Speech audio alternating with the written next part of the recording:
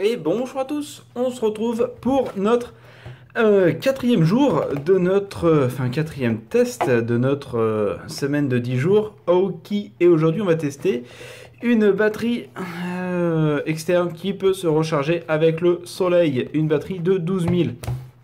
Alors, comme beaucoup ont pu me le faire signaler en privé, que ce soit sur Twitter, sur YouTube aussi. Mes tests, en fait, ils sont faits avant que je fasse ça. C'est-à-dire là, j'ai déjà déballé le truc, je sais déjà à quoi ça ressemble et je l'ai déjà testé. Pour celle-ci, pratiquement une semaine et demie. Donc je sais déjà ce qu'il en est. C'est comme pour tout, c'est pour ça que je fais en général qu'une seule vidéo. Parce que je vous montre le déballage et derrière, je vous montre les fonctionnalités et je vous dis ce que j'en pense. Donc, sorti du carton, on a une batterie avec un petit truc dufteux assez sympathique. Avec le panneau solaire qu'on a là, qu'on voit pas trop par transparence, mais en fait, c'est un petit truc, hein. Petite cellule, un carton normal, un câble USB qui est pas certifié Aoki, qui est un câble USB lambda. La garantie de 24 mois, très pratique. Même si j'ai jamais un seul truc qui m'a pété dans les mains, donc j'ai jamais utilisé la garantie.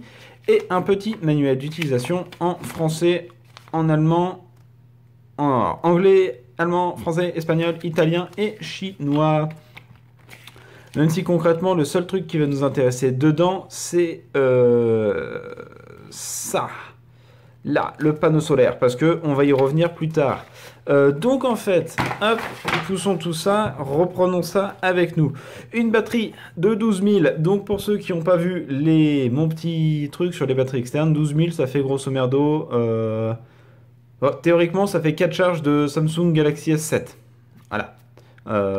C'est là-dessus que je me fixe parce que c'est mon téléphone tout bêtement. Dans la pratique, ça fait 3 charges et 75% de la quatrième. Parce qu'il y a les pertes inhérentes au câble, le fait que le circuit de décharge, là, il chauffe un peu, donc il y a de la perte par effet Joule. Bref, il y a plein de petits trucs, sachant que plus vous allez avoir un câble long, plus il va y avoir une résistance, etc., etc., etc. Donc comment on se présente? On a les deux ports USB de recharge sur le devant, si ça veut bien l'ouvrir. Un petit normal qui est en noir, qui délivre 1 ampère, et ici, un qui est bleu, avec le port de recharge. Est-ce que je peux faire le point? Non, il va pas faire le point. Super. Bref, on va mettre ça comme ça sur le côté avec des petits flappés comme ça, que pas trop mal. On a une petite LED ici où on va revenir après. Donc on a le panneau solaire au-dessus. En dessous, il n'y a absolument rien. Ce qui me fait penser que vu qu'il n'y a pas de vis, c'est très certainement collé tout le long. Donc il y a peut-être une certaine résistance à l'eau, même si je m'avance peut-être un peu. Sur le côté, on a un bouton orange qui nous indique juste le niveau de charge. Vous voyez que là, on est à 2. Hein. Le troisième, là, il est allumé, mais c'est parce que c'est la réflexion des diodes, en fait. Hop, alors la petite diode, on reste allumé. On reste appuyé 3 secondes et on a une diode blanche qui apparaît. C'est pas mal, ça éclaire bien. Assez pratique, hein, mine de rien. On réappuie, elle se coupe. Sinon, il me semble que c'est marqué là-dedans que ça se coupe automatiquement au bout d'une dizaine de secondes, il me semble. On va reprendre rapidement. La lumière LED est allumée pendant 120 secondes, pardon. Voilà, 120 secondes, ça fait 2 minutes. Au bout de 2 minutes, elle s'éteint. Et on a aussi la batterie qui s'éteint au bout d'un certain temps. Bref. Alors, en soi, c'est un bon produit. Je l'utilise. Je l'ai utilisé quotidiennement, là, dernièrement. Parce qu'elle rentre dans la main. Enfin, rentre dans une poche arrière de pantalon, hein, vous voyez. J'ai pas une grande main, plus qu'autre chose. On va avoir la taille. Je me réfère à ça parce que j'ai pas mon pied à coulisse, il est par là-bas. Et j'ai la flemme d'aller le chercher. Donc on a dit... voilà, elle fait 13 par 80 par 18. Donc 13 cm par 8 cm par 1,8 cm. Ce qui en soi est pas super grand, hein, pour une 12 000. À comparaison, la 10 000 faisait ça, quoi. Donc en fait, on a 3 même pas, on a 2 cm et demi de moins. Ce que je vais faire, hop, on va rapprocher un petit peu la lampe parce qu'on a besoin d'informations qui sont ici. Le gros point là-dessus, c'est la recharge avec le panneau solaire. C'est gadget. On va se le dire clairement, c'est gadget. Parce que quand vous la rechargez normalement par le câble ici, donc en fait, hop, on la branche comme ça. Là, une recharge depuis le secteur, ça va vous prendre, c'est marqué ici, ça va vous prendre 5 volts et 2 ampères en entrée. Notez bien le 2 ampères. Et ça prend grosso merdo 4 ou 5 heures à charger. Le plus souvent, on est dans les alentours de 4h30, 5 heures. Et maintenant, le point qui est intéressant, c'est la puissance du panneau solaire, qui est ici. 5 volts pour 200 mA.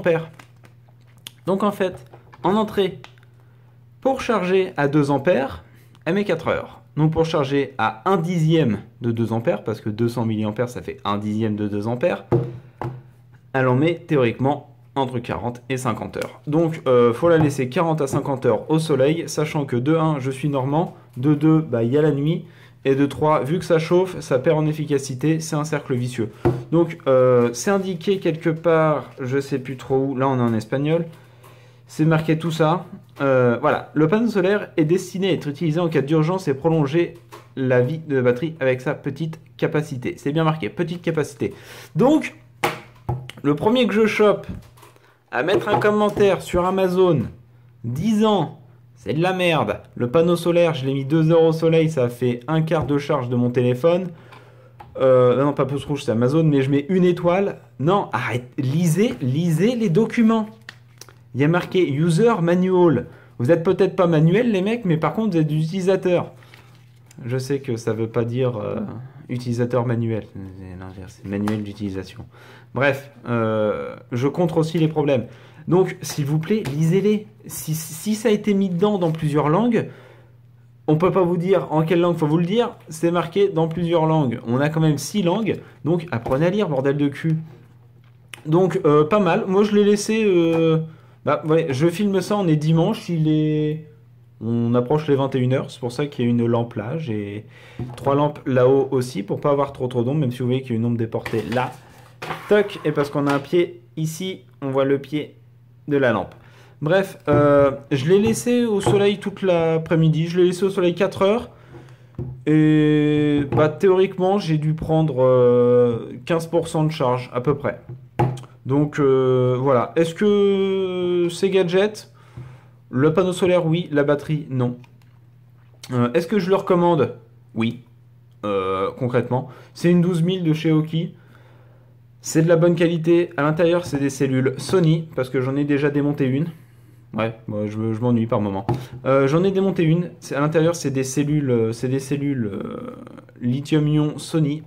Donc de la bonne qualité, hein, c'est pas de la merde, même si c'est une marque chinoise, peu connue. À l'intérieur, ils utilisent des produits de qualité du Sony. Donc bah, si vous aimez pas Sony et vous trouvez que c'est de la merde, bah, déjà vous coupez votre PS4, votre PS3, votre PS2, votre PS1, votre télé, vos kits son et vos téléphones et qu'est-ce qu'ils font d'autre ? Bah tout. Les appareils photo aussi. Bref, ils font beaucoup de trucs Sony. Ils sont pas forcément bien connus pour leur réseau internet. Hashtag hack du PlayStation Network. Par contre, pour tout le reste, le matériel, ils sont bons, les batteries, ils sont bons, mine de rien. Donc voilà, à l'intérieur, vous savez que maintenant, à l'intérieur des Oki, c'est des cellules Sony. Donc en fait, on pourrait gratter ça et mettre SON à la place. Voilà, on aurait Sony à la place. Mais bon, bonne qualité. Les 12000 sont bah, plus ou moins respectés. On a toujours une certaine marge avec bah, les câbles, avec la chauffe de la batterie, avec la chauffe de l'appareil, avec les conditions climatiques. Et puis on n'est jamais sûr que quand ici c'est plein, on est à 100%, on n'est pas à 85%. Parce que chaque diode représente 25%. Là je suis entre 25 et 50%. J'aurais que ça, je serais entre 25 et 0. J'aurais, hop, ça, je serais entre 75 et 50. Et ça, bah, je suis entre 100 et 75. Bref, je vais pas vous mentir, en ce moment je l'utilise pour Pokémon Go. Parce qu'il y a 2 sorties, donc si je sors avec du monde, bah toc. Deuxième truc, je l'ai pas fait encore, j'ai pas testé avec de recharge. C'est une 1 ampère, donc c'est une charge normale, et ça c'est une 2 ampères 4, donc c'est une charge rapide. 2 ampères 4, oui, 2 ampères 4, donc charge normale, charge rapide. Ça peut être utile si vous sortez à 2, ou Bah, vous prenez un pack de câbles avec un USB normal, un USB-C et un Lightning pour iPhone. Vous mettez ça dans une petite sacoche, vous glissez vos 3 câbles, hop, comme ça, n'importe quelle soirée où vous arrivez, vous êtes le sauveur.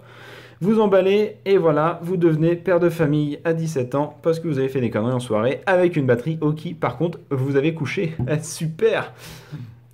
On en était où là? Oui, la batterie. Je recommande ça à tout le monde qui a besoin d'une batterie. Parce qu'avec les téléphones de maintenant, si vous jouez à Pokémon Go, bah vous comprenez pourquoi ça se défonce. Petit aparté, Pokémon Go, en jouant donc Pokémon Go, luminosité à fond, pas de Wi-Fi, les datas, la position, la musique en Bluetooth, je gagne de la batterie en branchant. C'est à noter parce que Pokémon Go 2.1 pompe à mort. Le Bluetooth, l'éclairage à fond, la musique qui tourne, ça pompe énormément.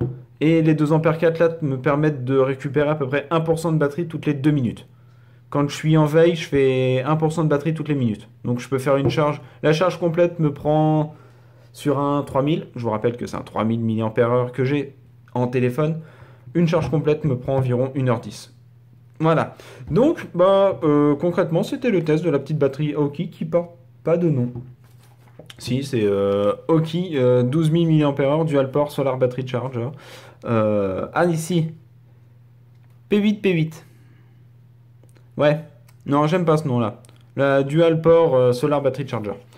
Même si vous faites le con et vous mettez ça au soleil comme ça, et puis vous revenez 3 heures après, vous avez l'air d'un con parce que vous l'avez pas mis comme ça. Et petit point noté aussi, quand on recharge, la recharge par le soleil se désactive. Donc en fait, on peut pas recharger et tirer le courant en même temps. Voilà, c'était à noter. C'est peut-être fait exprès pour éviter les surcharges et les surchauffes du circuit qui doit être ici. Ici, il y a un circuit de convertisseur de tension qui doit pas être à même.